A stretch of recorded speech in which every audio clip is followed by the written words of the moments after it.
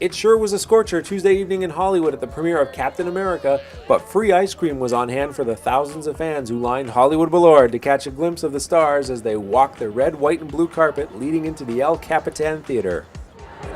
Can I buy your glasses? Can I buy your sunglasses? I just got $5, that's all I've got. Mr. Stark?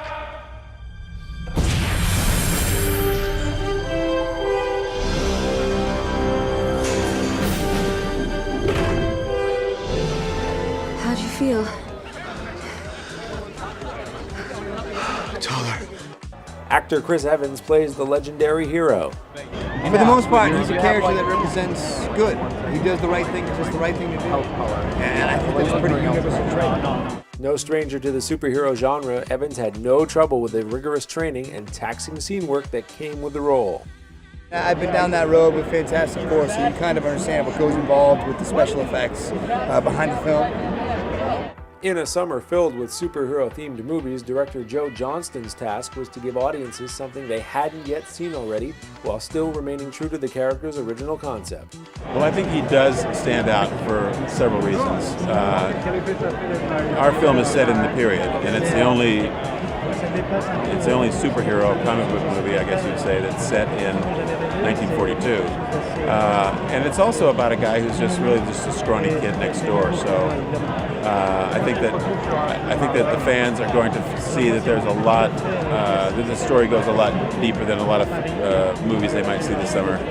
Captain America first hit newsstands and comic books in 1940 when America's enemies were decidedly different. How will that translate onto film in 2011? I think the main challenge was, making a character that was born in 1944 relevant in 2011, and how people are going to relate to that in terms of war, and hopefully not take it as too much of a political message, and just remembering that it's just a really awesome movie.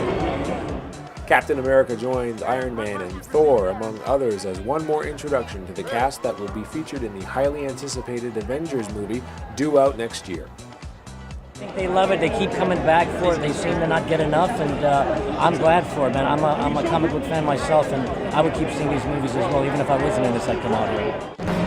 Going by the box office receipts, moviegoers can't get enough masked mayhem on the big screen. How come? Comic book legend Stan Lee has the answer. You don't mind at all because everyone loves these movies, don't they? I do. You know the thing about superheroes, people wonder why everybody loves them. If you think about it, I'm sure when you were a kid you loved fairy tales. Stories about monsters and dragons and witches and things like giants. But as you get a little older, you can't read fairy tales anymore. But you never outgrow your love for these kind of stories, things that are bigger than life. And all of a sudden, along come superhero stories, and they're really fairy tales for grown-ups. They have all the elements of a fairy tale, and I think superhero stories will be popular as long as there is fiction.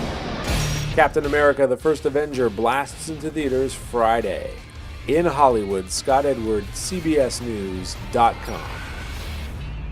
In case you're not aware of it, this is Stan Lee, and you'd better believe you're watching CBS News. Excelsior!